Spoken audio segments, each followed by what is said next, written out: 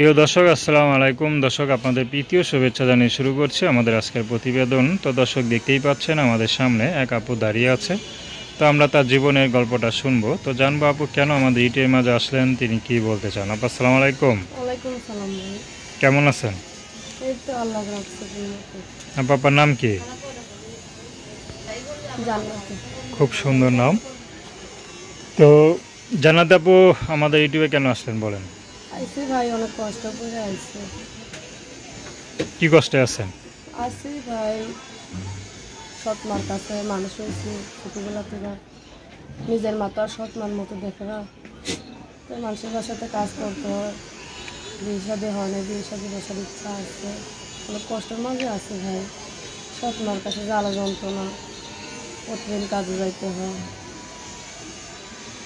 আচ্ছা, খুব খারাপ লাগে না? হ্যাঁ ভাই, খারাপ লাগে দেখাই তো প্রতিবেদনের সামনে গেছি। বাবা আছে? না, বাবা নাই। সৎ মাই সব কিছু। হ্যাঁ। আচ্ছা, সৎ মা তো মনে করে নিজের বাবা মার মতো বা আদর ভালোবাসা করে না, করে? নিজের বাবা মার মতো যদি আদর ভালোবাসাই করতো, তাহলে আর এত কষ্ট করে আমার মানুষের সাথে কাজ করতে হতো না। আচ্ছা। এখন ভাই, আমার তো মনে করেন স্বপ্নের তো একটা চাহিদা, ইচ্ছা আছে। আমারও তো বিয়ের একটা বয়স হয়েছে, কিন্তু তা কখনো কয় নাই। বিয়ের সাথে কোনো ব্যাপারে কোনো কথাবার্তা কিছুই বলে না। শুধু আমার কাজে পাঠায়, কাজে থেকে আসে, যেই বেতন পাই সব কিছু তারা নেই। তো আপনার এখন কি ইচ্ছা, বিয়ে শাদী করবেন নাকি এভাবে জীবনটা কাটাই দিবেন? এইভাবে কতদিন চলবে ভাই? বিয়ের সাথে বসার তো ইচ্ছা আছে।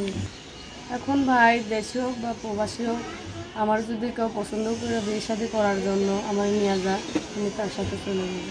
আচ্ছা। তো দর্শক, আপনারা জান্নাত আপুর কথা শুনলেন। তার নাম্বারটা 013314807004। নাম্বারটা আবার বলছি 013314807004। তো দর্শক, প্রেম ভালোবাসা, সাহায্য সহযোগিতা, বিয়ে শাদী করা একান্ত আপনাদের ব্যক্তিগত ব্যাপার। তো আসুন আমরা 5 ওয়াক্ত নামাজ পড়ি, সর্বদা দেশের সেবা করি।